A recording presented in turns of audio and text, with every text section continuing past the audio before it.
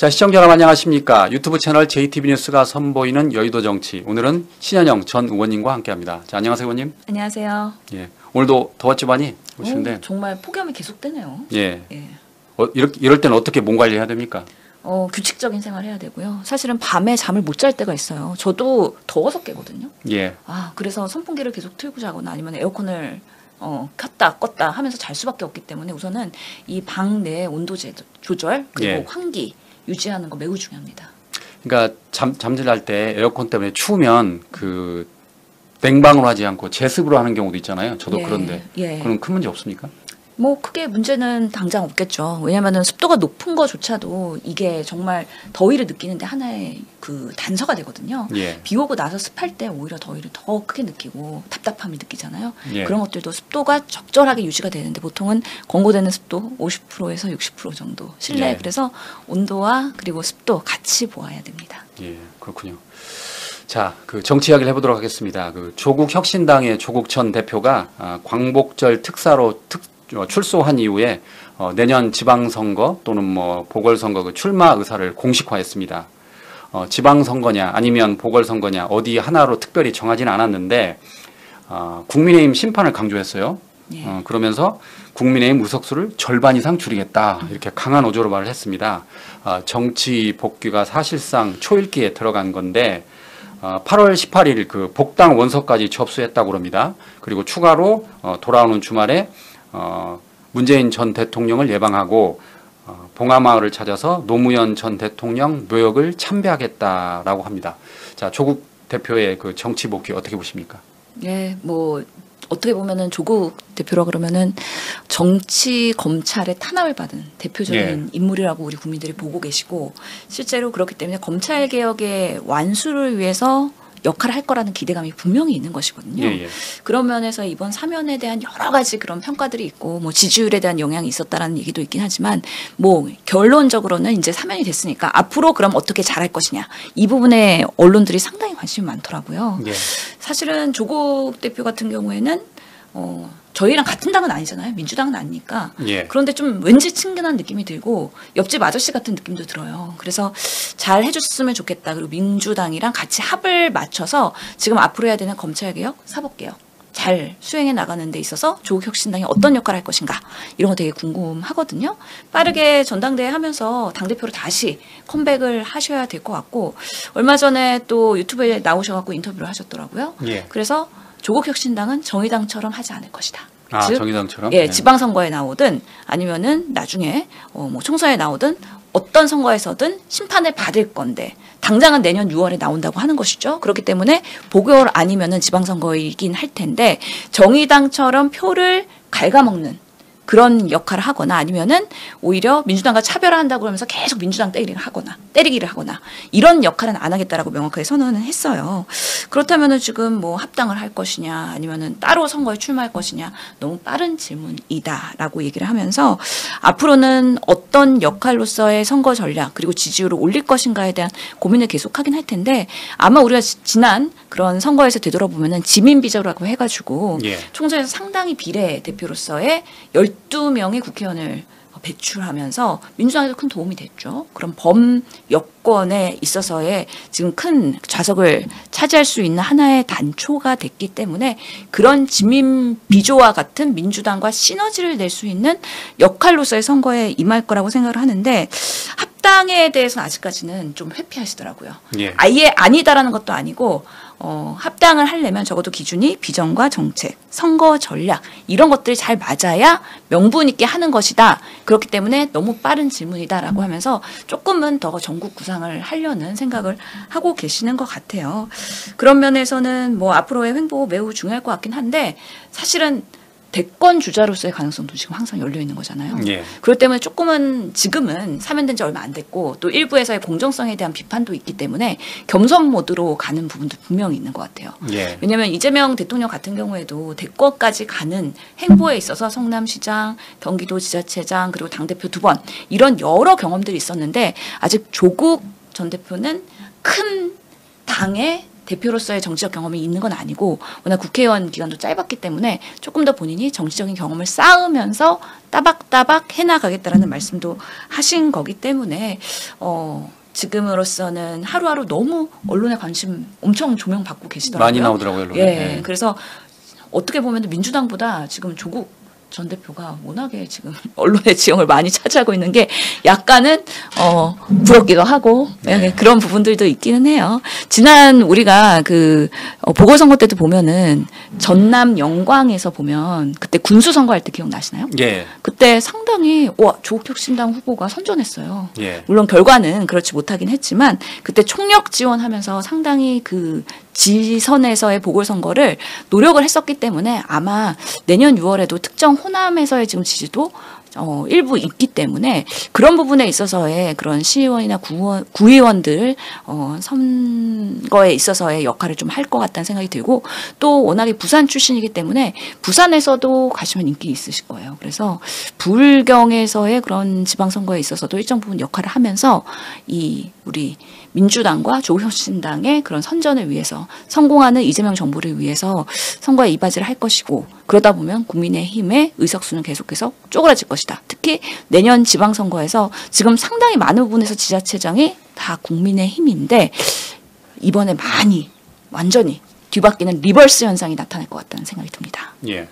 그 합당은 조금 전에 말씀하신 것처럼 뭐 향후 예측이 불가능하긴 한 것 같아요. 왜냐하면 여러 가지 정치적 변수가 있고 그다음에 또 연말에 가봐야 내년 지방선거를 앞두고 예측할 수 있는데 적어도 그 지방선거 내년 지방선거를 앞두고 아까 말씀하신 것처럼 지민비조를 예. 할 수 있거나 아니면 적어도 호남에서는 후보를 낼 수도 있을 것 같아요. 예. 그러니까 어차피 호남에서 민주당과 조국혁신당이 아주 그냥 치열한 경쟁을 펼쳐도 국민의힘 좋은 일 시킬 일은 없는 거잖아요. 예. 그래서 호남에서 말 그대로 경쟁을 하고 다른 지역에서는 뭐 후보 단일화 같은 걸 통해서 뭐 합심을 한다든지 아니면 뭐 지민비조 전략을 택할 여러 가지 지금 전략이 나올 것 같습니다. 그러니까 예측컨대 지금 뭔가 명확하게 말할 수 없는 상황이 지금 연말에까지 화두는 결국에는 개혁과제를 어떻게 완수하느냐에 대한 우리 지지자들의 관심들이 많이 있는 거잖아요. 그러면서 민주당과 조국혁신당은 선명성 경쟁을 많이 할 거예요. 오늘도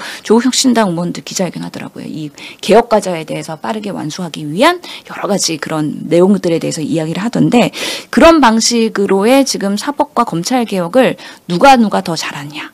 이런 정말 건강한 경쟁을 하면서 조국혁신당의 지지율이 어느 정도 일정 부분 올라가야 내년에 지방선거를 할 때 우리가 독자적인 그런 후보를 내는 게 좋을지 아니면 어떤 방식으로의 그런 범여권의 당선을 위해서 역할을 할지 그런 것들에 대한 선거 전략과 판단이 나오지 않을까라는 예측이 됩니다. 그 짧게 하나만 짚어보고 가죠. 그 서민 코스프레. 그러니까 이제 조국 전 대표가 출소한 이후에 그 사위가 뭐 고기를 사준 것 같아요. 네. 서초동에 고급 한우집이라는데. 제가 알기로는 그 사위도 의사입니다. 아 그렇군요. 예. 근데 이제 그 된장찌개 사진을 올렸나 봐요. 예. 근데 그거를 국민의힘에서 발견하고 서민 코스프레 아니냐라고 뭐라고 했던데 먹을 수 있는 거 아닌가요? 8개월 만에 지금 출소한 건데. 그러니까 고기를 좋아하시더라고요. 그래서 예. 감옥에서도 고기 먹고 싶다라고 하신 것 같고 또 우리 가족이 끓여주는 보글보글한 된장찌개 이런 거 되게 그립다라고 생각을 하셨을 거예요. 그런 면에서 아니 출소하고선 얼마나 고생이 많았어요. 그럼 당연히 사위가 그리고 결혼하고서는 제대로 밥 한 끼 얼마나 먹었는지 모르겠어요. 예. 그러면서 가족끼리 그런 회포를 푸는 과정이었기 때문에 고기도 먹고 냉면도 먹고 뭐 된장찌개도 먹고 다양하게 많이 드시면서 그동안 못 먹었던 거 사실 그 감옥에 있다 보면은요 충분한 단백질 섭취도 한계가 있을 거예요. 경험해보지 않으셨는데 어떻게? 식단을 제가 구치소에서 매달 식단 그거 공개가 되거든요. 아 예. 식단표가 그래서 상당히 건강식이에요. 근데 그러면은 단백질 섭취는 사실은 우리 성인들한테는 중요한 그 근육을 유지하는 데 있어서 근육 건강에서 되게 중요한 요소인데 항상 뭔가 단백질이 충분하게 나오지는 않을 것이다. 예. 라는 생각이 들고요. 식단이 보면은 그래서 단백질 먹고 운동을 열심히 해야지 근육을 유지할 수가 있는데 보니까 3kg 살 빠지셨다 그러더라고요. 그렇다고 인터뷰에서. 해요. 예. 그래서 뭐 하체는 그래도 운동을 했는데 상체는 운동할 게 별로 없어가지고 예. 조금 빠진 것 같다라고 얘기하기 때문에 단백질 섭취는 많이 해야 됩니다. 여러분도 그러면 많이 하십시오. 그 구치소 같은 데 있거나 교도소 예. 있을 때 그러니까 저기 거기서 나오는 음식을 잘 먹어도 그리고 또 조국 전 대표처럼 운동을 해도 이렇게 몸이 빠지나요? 사람마다 다르겠죠? 그렇죠. 운동 시간이 그래도 하루에 1시간은 있잖아요. 예, 예. 그렇고 실제로 아침, 점심, 저녁 그 식사를 하고 그다음에 또 영치금 가지고서는 추가 간식들 뭐 요플레나 과일이나 이런 것들 먹을 수가 있거든요. 그래서 그 영양소와 칼로리가 사람마다 기초 대사량에 따라서 포화가 될 수도 있고 아니면 부족할 수도 있는 거죠. 그렇기 때문에 일방적으로 빠진다, 늘어난다 뭐 이렇게 단언할 수는 없겠지만 그래도 나름 식단은 건강 식단이기 때문에 뭔가 과잉되는 칼로리나 성인병으로 이양될 만큼의 그런 식단은 아니다. 예, 그래서 정상적인 건강한 생활을 하시는 분들은 운동도 열심히 하고 그러다 보면은 체중을 그대로 유지하거나 아니면은 평소보다 좀 덜 못 먹는 사람들은 좀 빠질 수도 있겠죠. 네, 그렇군요. 예. 자, 이번에는 그 최강욱 전 의원 이야기를 해보도록 하겠습니다. 최강욱 전 의원이 그 광복절 특별 사면으로 복권된 지 사흘 만에 민주당 교육연수원장에 임명됐습니다. 정청래 당 대표가 임명을 한 건데 약 100만 명에 이른다고 그러죠. 예, 그 민주당 권리당원 교육을 총괄하는 그 핵심 중책이라고 합니다. 그래서 앞으로 민주당에서 그 당내 결속과 그 친명 노선 강화라는 정치적 메시지를 던졌다라고 지금 언론에서 보고 있는데 어떻게 보십니까, 의원님? 그 민주당의 교육위원장은 어떻게 보면 영광스러운 자리예요. 상징적인 인물이 임명을 받거든요. 그래서 사실 이재명 당대표 때부터 이 연수원장에 대한 역할이 되게 조명이 됐어요. 왜냐하면 이재명 당대표 당시에는 그 당원 중심주의, 당원 주권주의를 강조하면서 당원들의 아지트도 생기고요. 당사에. 그리고 당원들의 목소리와 소통을 많이 하려고 노력을 하셨거든요.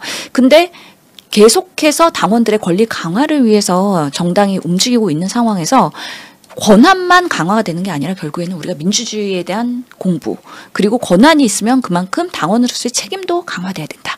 그렇기 때문에 우리가 정치에 대해서 꾸준히 공부를 하기 위해서 교육연수원장이 그런 교육 프로그램을 제공하고 실제로 당원들이 올바르게 된 그런 우리 정치사의 시각을 가질 수 있도록 하는 데 있어서의 상징적인 당대표와 이런 생각을 공유하는 사람들이 할 수가 있는 것이거든요.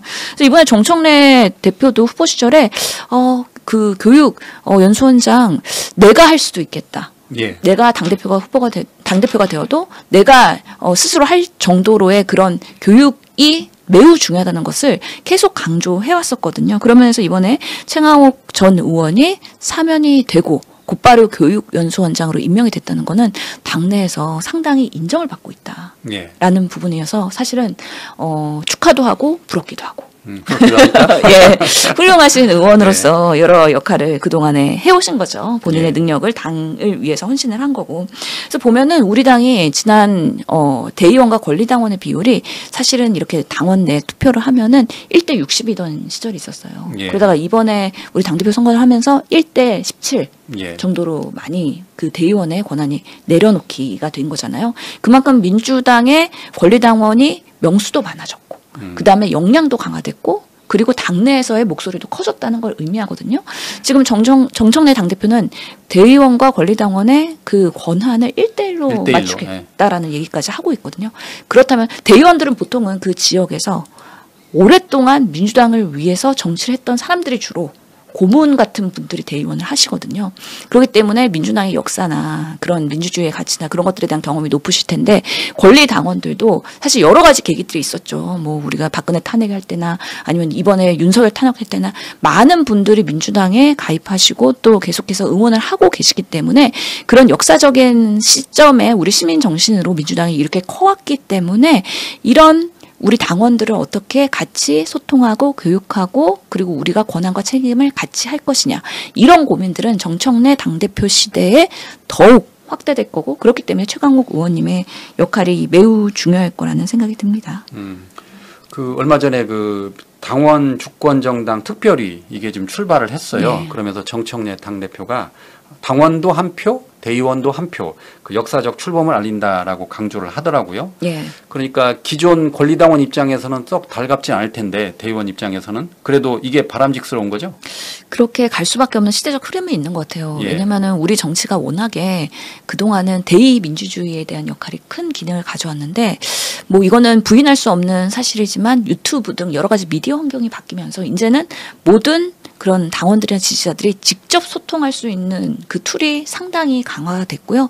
특히 이재명 그 대통령의 장점도 SNS로 당원들과 지지자들과 직접 소통을 했죠. 예. 예. 그리고 실제로 문자 메시지 주고받기. 여러 가지 그런 면에서 내가 정말 이 정치인과 연결돼 있다라는 그런 효용성 때문에 더 많은 사람들이 정당에 가입을 하고 계속해서 지지를 했던 거 아니겠습니까?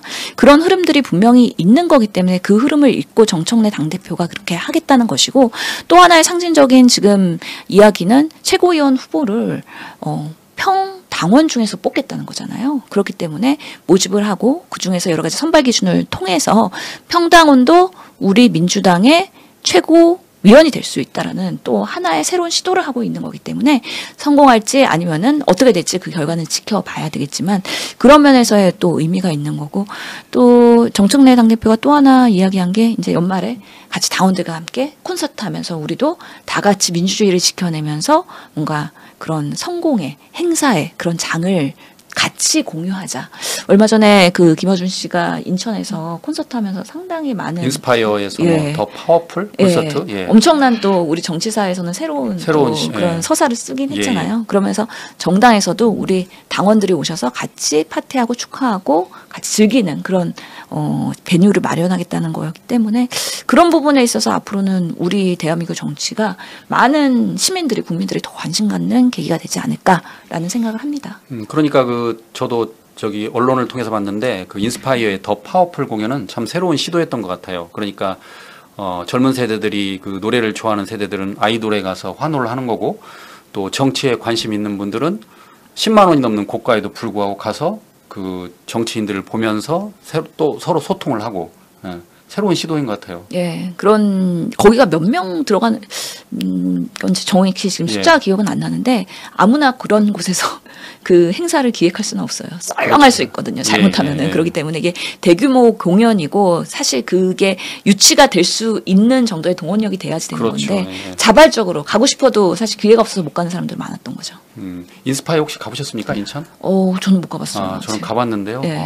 대단합니다. 거기가 몇만 저는 입장을 이제 할 텐데요. 인스파이어 예. 가보신 분 알 텐데, 이 천장이나 벽 같은 데서 예. 그 그림이 움직여요.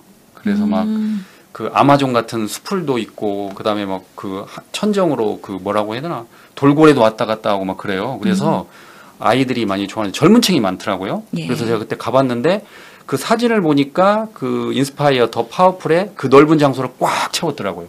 이제 가격을 봤어요. 가격을 봤더니 10만 원이 넘는 거예요. 그런데 그만한 사람들이 왔다는 거는 이제 확실히 달라졌다. 그러니까 누구나 이렇게 정치에 참여를 하면서 즐기는 거죠. 그런 측면에서 제가 보기에 그 정청래 당대표의 그 평당원 최고위원이라든지 아까 말씀하신 것처럼 연말에 뭐 콘서트, 이거 분명히 성공할 수 있을 것 같아요. 그러면은 이제 시대가 바뀌었기 때문에 이게 특정인들의 정치가 아니라 누구나 참여하는 정치, 그 이면에는 제가 보기 유튜브가 큰 역할을 한 겁니다. 예, 상당히 환경이 많이 바뀌었고요. 결국에는 국회의원이 나 국회의원이 하고 뒷목 잡고서 이렇게 뻣뻣하던 네. 이런 시대는 그런 시대는 완전히 끝난 거죠. 사라졌죠. 예. 그 지난주에 또 우리 신영 의원님 보니까 저희랑 한 게 조회수가 30만 가까이 나왔어요. 그랬어요? 예, 제가 그 동영상하고 라이브를 다 합산을 해봤더니 예. 30만 가까이 나왔더라고요. 비결이 뭔가요? 막 업도 하시고 재밌게 하시고 그러는데 예. 그 비결은 제가 보기에 그 열정인 것 같습니다. 여기 지금 제가 나중에 이렇게 볼 텐데 이거 저기 나중에 이제 확대해서 한번 보여드릴게요. 이렇게 다 이게 보니까 A4 용지 와 지금 거의 7장 정도 되는데 이걸 지금 직접 준비하시는 거잖아요. 예. 제가 네. 와갖고 횡설수설하면 안 되잖아요. 우리 소중한 우리 시청자들의 시간을 빼앗는 것이기 때문에. 예. 그리고 JTB가 계속 성장하기 위해서 저도 한몫하고 싶어서 우리 최강욱 의원님처럼 열심히 하고 있습니다. 네, 고맙습니다. 아니 뭐 다 열심히 하시는데 특히 현역 의원들은 이제 아무래도 바쁘다 보니까 이제 기존에 자기 가지고 있는 정치적 그 썰 뭐 그런 걸로 하시는데 의원님 누구보다 그러니까 제일 열심히 하신 것 같아요. 보기에. 근데 이거는 진짜 새로운 시도인 거예요. 제가 의원일 때도 방송 출연을 많이 했어요. 그런데 예. 그럴 때는 보통은 바쁘기도 하고 그렇기 때문에 보좌진들이 스크립트를 만들어줘요. 모범 답변을. 물론 그걸 다 그대로 읽지는 않습니다. 예. 그럼에도 불구하고 지금 제가 스스로 준비하고 그날의 이슈와 기사와 정치, 중앙정치에서의 어떤 국민들이 관심을 갖느냐, 이런 부분들을 공부하고 오고 내가 스스로 방송할 수 있다는 것 자체가 저는 감사하다고 생각하고요. 그러면서 또 정치인으로서 발전하고 있는 거 아닌가라는 생각합니다. 예, 그렇군요. 감사합니다. 예. 그 참고로 국민의힘에서는 최강욱 전 의원의 이번 그 교육연수원장에 대해서 국민을 우롱하는 쇼다라고 비판하고 있습니다. 그만큼 좀 두려운가 봐요. 견제가 강한 거죠. 사실 최강욱 의원님 그 북 콘서트에서 본인이 왜 시민교육이 중요하고 어떠한 정신으로 내가 정치를 하는지에 대해서 진정성 있게 말씀하시는 거 보면서 아 정말 세상에 정치하면서 고초를 많이 당하신 분들일수록 이렇겠지 정말 이 정말 내공과 그리고 네. 그 마음에 있어서의 깊이와 그리고 우리 사회를 바라보는 시각이 이렇게 다를 수 있구나 하면서 저도 그동안 너무 편하게 그리고 가볍게 살아온 거 아닌가에 대한 그런 뭔가 영감? 그래서 예. 조금은 더 적극적으로 우리 정치사에서의 뭔가 메시지와 그런 역할을 하기 위한 하나의 또 그런 단초가 만들어질 수 있는 여러 가지 순간순간을 그렇게 살고 있습니다. 그 제가 그 개인적으로 최강욱 전 의원의 그 북토크를 지금 2번 봤거든요. 서울하고 예. 전주에서 하는 거. 예. 저희 2번 다 저희 JTB에서 생중계했는데 참 재밌게 하시더라고. 유머 감각이 뛰어나세요. 그래서 그 민주당 의원들은 아주 좋아할 겁니다. 유머 감각, 아니 촌철살인의 그 유머 감각 굉장히 뛰어나요. 그 경험에 대한 컨텐츠도 많으시고 그걸 예. 표현하는 방식으로도 너무 재밌게 잘 하시고요.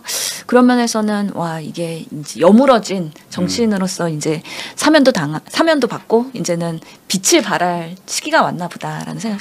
저는 처음에 열린민주당으로 비례대표로 들어오셨잖아요. 그리고 저는 예, 민주당의 민주당이, 비례대표였잖아요. 예. 그러니까 당이 달랐어요. 의원님이 1번이었고 예. 거기는 아마 2번이었을 겁니다. 제가 정확히 기억이 안 나는데. 남자니까 2번이었겠죠. 예, 예, 맞습니다. 예. 예, 1번이 김진애, 3번이 강민정 의원이었던 예, 걸로 예. 기억하는데요. 예. 아, 김의겸 의원님이 그러다가 나중에 들어오셨죠? 아 그래요? 예. 제가 그리고 체인지 찾아봐야겠습니다. 됐죠. 예, 예, 그랬죠. 그때부터 좀 이렇게 친분이 있으셨나요? 최강욱 의원님은 워낙에 근데 청와대에서부터 예전 뭐 정치적인 이렇게 고수의 레벨이었고 저는 신입이었잖아요. 예. 그 코로나 때 이렇게 의사 출신으로서 그렇기 때문에 사실은 당도 다르고 당이 다르면 그 본회의에서 위치가 달라져요. 조금 예, 거리가 예. 있어요. 그래가지고 그렇게 접촉할 일이 많지 않았는데 이렇게 후반기로 가면서 그리고 오히려 여러 다른 계기로 인해 가지고 좀 만나게 되고 그 연결되는 계기들이 있었죠.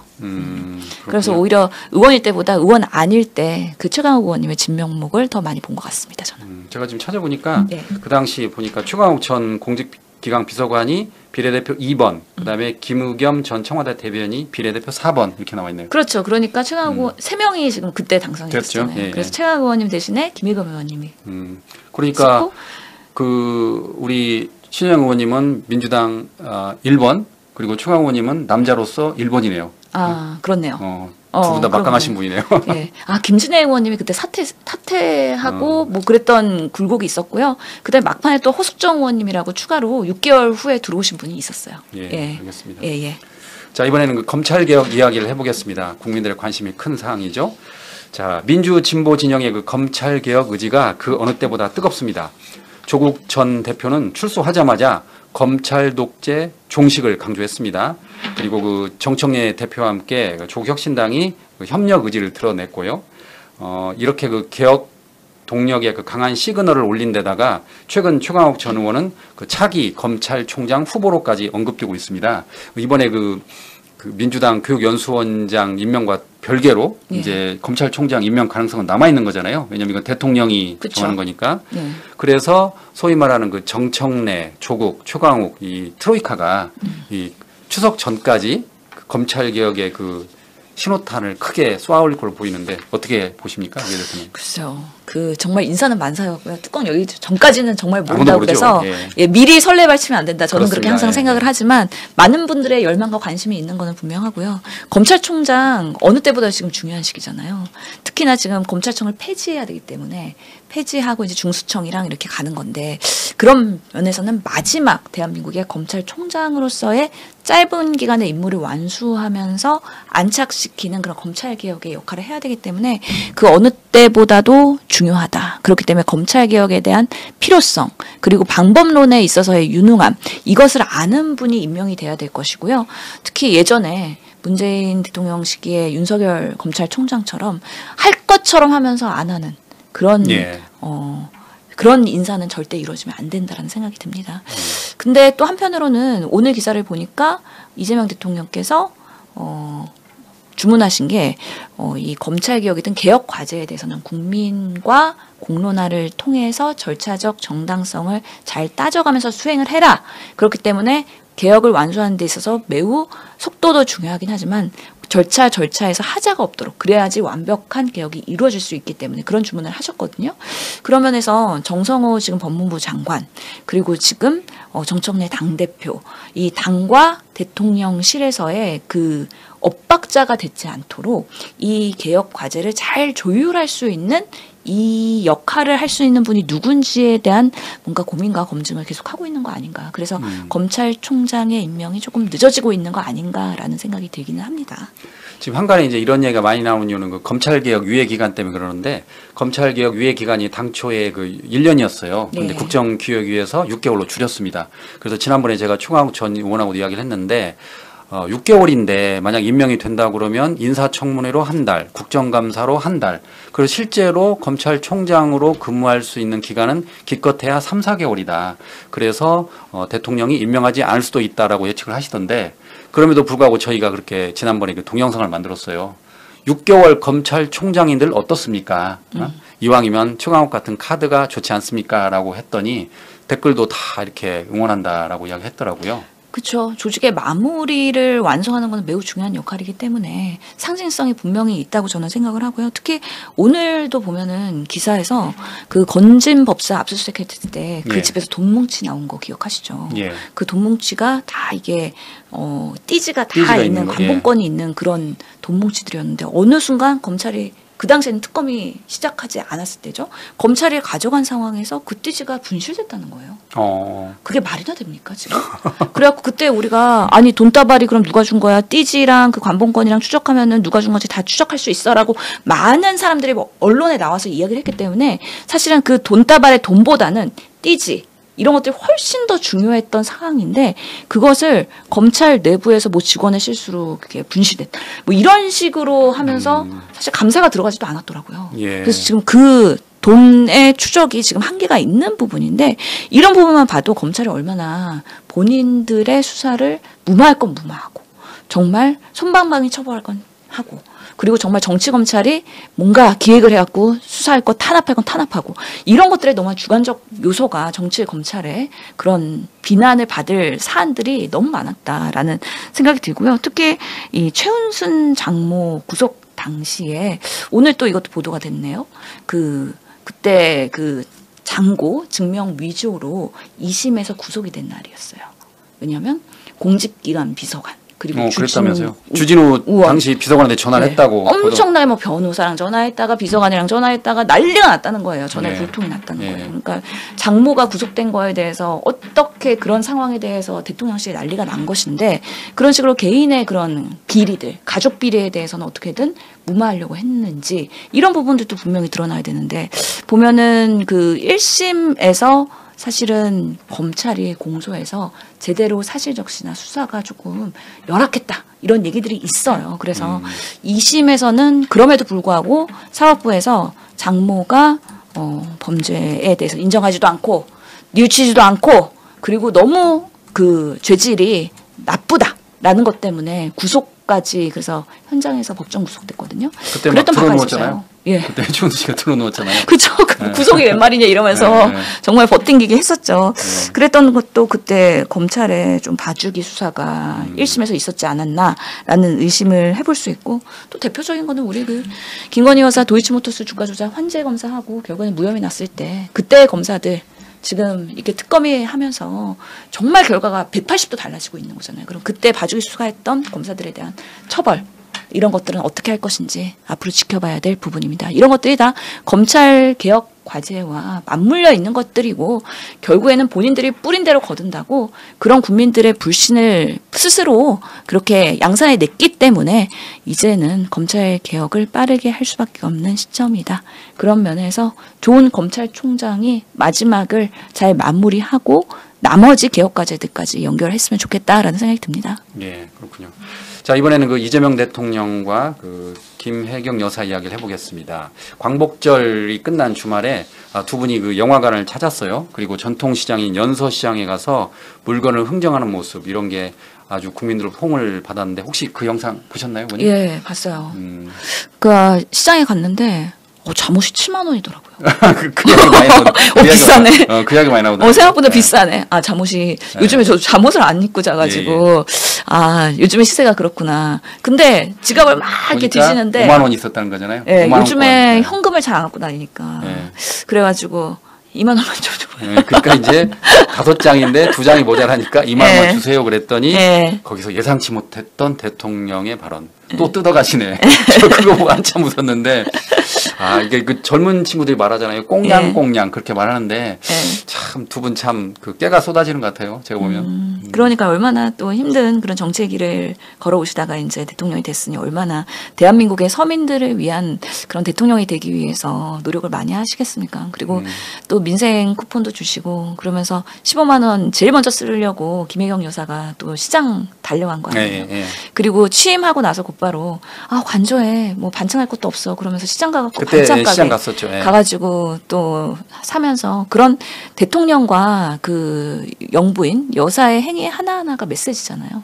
백화점 가서 쇼핑하거나 명품 쇼핑하거나 그랬던 누구와는 매우 대조되는 부분입니다. 그래서 뭐 바셀론 시계든 반크리프 뭐 아펠 목걸이든 뭐 샤넬 구두든 뭐 파우치건 막 이런 것들을 했던 그래서 서민이 삶이 어떤지 몰랐던 아크로비스타에 사셨던 그분과 김혜영 여사의 모습이 참으로 대조적인 부분이기 때문에 오히려 더 관심 갖고 조명을 받는 거 아닌가라는 생각이 듭니다.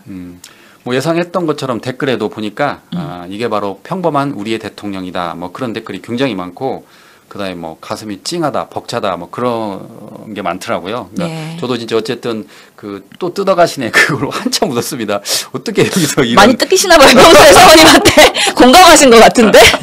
아니 너무 웃겼어요. 어떻게 저기서 이런 위트가 나올까? 위트 아니고 그냥 평소에 생활 용어, 생활 표현인 것 같아요. 그러니까 두 분이 참 재밌게 사시는 것 같아요 보면. 그러니까 전에 그 SBS 그 동상이몽이라는 프로그램에 맞아요. 나왔잖아요. 나왔어요. 저 그때 봤는데 참 재밌게 사시던데 여전하시구나. 사실 그래서 이재명 대통령은 리얼리티에 강해요. 사실은. 그래서 있는 그대로 표현하는 게 오히려 더 국민들한테는 친화적으로 다가가는데 그동안 정치하느라고 또 공격 들어오고 구설수하고 그러니까 정치하느라고 얼마나 또 답답하셨겠어요. 이제는 조금 더 편안하게 국민들을 위해서 소통하는 모습이 참 그래도 이재명답다라는 생각이 듭니다. 뭐 해석은 시민들마다 아니 시청자마다 다 다르시겠지만 그래서 보니까 일부에서는 쇼맨십이라는 의견도 있던데 저는 전혀 그런 생각이 안 들더라고요. 보니까 참 재밌게 사신다. 그걸 인위적으로 쇼맨십으로 하기 어려워요. 그런 그러니까요. 거 평소에 그렇게 생활하지 않으면은요. 그거를 억지로 갑자기 그때 워딩으로 만들어낸다? 그거 불가능합니다. 또 영화관에 갔더니 또 뭐 그 관객이 또 김혜경 여사 사랑합니다 해가지고 또 그 저기 배꼽 잡았었는데 그러니까 이게 사전에 이렇게 어떤 뭐라고 해야 되나 사전에 미리 다 계획되지 않고 갔는데도 불구하고 그 시민들이 막 기뻐하고 또 대부분 어느 분은 그러시더라고요. 사진을 찍으면서 그걸 또 막 스마트폰으로 찍더라고요. 이렇게 그러면서 이전과는 볼 수 없었던 친근한 대통령 이미지 참 보기 좋은 것 같습니다. 사실 예전에 이재명 대통령 단식할 때 제가 저희 둘째 아들이랑 같이 찾아뵌 적이 있었거든요. 그래가지고 이재명 대표께서 그때는 그래도 누워 계시지 않고 앉아 계실 때였거든요. 그러니까 우리 국회에서의 천막 치고 있으셨기 때문에 그때 저희 둘째를 이렇게 쓰다듬으면서 이렇게 어린이 보면은 워낙 좋아하시고 예뻐하시잖아요. 이번에 영화관에서도 애들 이렇게 허리 숙여가지고 다 이렇게 악수하고 말도 사진 시키고 찍고 막 그렇게 그랬습니다. 챙겨주시잖아요. 그래갖고 우리 둘째가 얼마나 대통령 되고 나서 기뻐했는지 몰라요. 그랬겠군요. 그러시군요. 원래 아이를 좋아하시는군요. 그래서 지난번에 그 수해 현장에 가가지고 또 그 갓난아기를 직접 안으셔가지고 이렇게 그 사진도 찍고 그러니까 막 그 이재민들이 막 좋아하고 막 그러더라고요. 그런 그 영상도 이제 기억이 나는데. 두 아들을 키운 부모이신 거잖아요. 그래서 아들 키우시느라고. 그치. 저도 아들 둘 키우고 있는데 하여튼간에 아기 때부터 어느 순간 아이들은 빨리 자란다고 지금은 너무 커가지고 안아주고 어루만지고 이걸 못하긴 하지만 다 이렇게 자식 키우다 보면은 아기 때 생각. 그때가 너무 예뻤잖아요. 그것 때문에 어린이들을 안 예뻐할 수가 없는 것 같아요. 그렇죠. 정치인들도 정말 지역에 가지고 아이들 있고 그런 아이들이 천진난만하게 누구세요 이러면 기분 나쁜 게 아니라 우리 아줌마야 아저씨야 이러면서 안녕 이렇게 반갑게 맞이해 줄 수밖에 없는 그런 우리의 그런 동심으로 돌아갈 수 있는 그 순간순간들이거든요. 그래서 너무 그러겠네요. 진짜 아이 입장에서는 이전에 자기가 악수했던 인물이 대통령이 되면 얼마나 뿌듯하겠어요. 정말 네. 잊지 못할 추억으로 남을 것 같아요. 예. 근데 요즘에는 우리 어린이들 세대도 워낙에 탄핵, 비상경 이런 거를 인지하는 세대들이잖아요. 그래갖고 네. 정치의 조기 교육을 받았거든요. 예, 예. 그래서 뭐 윤석열이 어쩌고 뭐 이재명 대통령이 어쩌고 이런 것들 김건희가 감옥 갔어? 뭐 이러고 막 그런 것들 다 잘 알아요. 예, 예. 그래서 또 이렇게 듣는 것들이 막 엄마 아빠한테도 많이 듣고 막 그러잖아요. 예. 그래서 요즘에는 아이들도 정치 대화를 가끔씩 하더라고요. 그렇군요. 예. 그렇군요. 자, 이번에는 그 김건희 씨 이야기를 해보도록 하겠습니다. 그 김건희 씨가 변호인을 통해서 남편과 다시 살 수 있을까? 우리가 다시 만날 수 있을까?라고 지금 심경을 전했다고 합니다. 이게 어떤 정치적 함의가 있는 겁니까? 의원님 어떻게 보십니까? 근데 설사 그런 말을 했더라도 예. 그게 어떻게 이렇게 언론에 보도가 될까요? 변호인이 지금 저기 언론을 통해서 밝힌 거 아닐까요? 그러니까요. 예. 변호인이 인위적으로 그 워딩을 적어가지고 예. 뭐 브리핑을 했으니까 그러니까 알게 된 거죠. 예, 언론사에 전달했으니 그런 거잖아요. 예. 이게 이 과정이 그래서 너무 자기적이라는 생각이 들어요. 자기적이다. 예, 변호인들이 봤을 때는 당연히 이런 것들을 배포하는 과정에서 김건희 측에서 유리할 것이다라는 메시지이기 때문에 전달했을 거 아니에요. 불리하면 당연히 언론에 안 흘리죠. 그러겠죠. 예. 예. 그러면 김건희 씨가 이제는 뭔가 정치적 희생양으로서 뭔가 비련의 여인처럼 그런 역사의 주인공이 돼서 감옥에서 아주 그 뭔가 동정심을 불러 일으킬 만한 그런 어려운 환경이다. 이런 것들을 간접적으로 메시지를 내면서 정말 윤석열을 사랑했던 한 여성으로서의 그런 것들을 부각하려는 변호인의 의도였겠죠?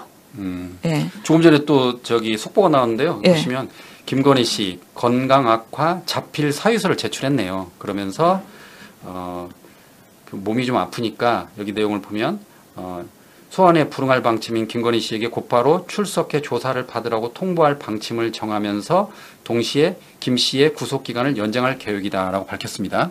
그런데 그 김 씨는 건강이 좋지 않아 조사를 받기 어렵다라는 내용의 자필 불출석 사유서를 제출했다.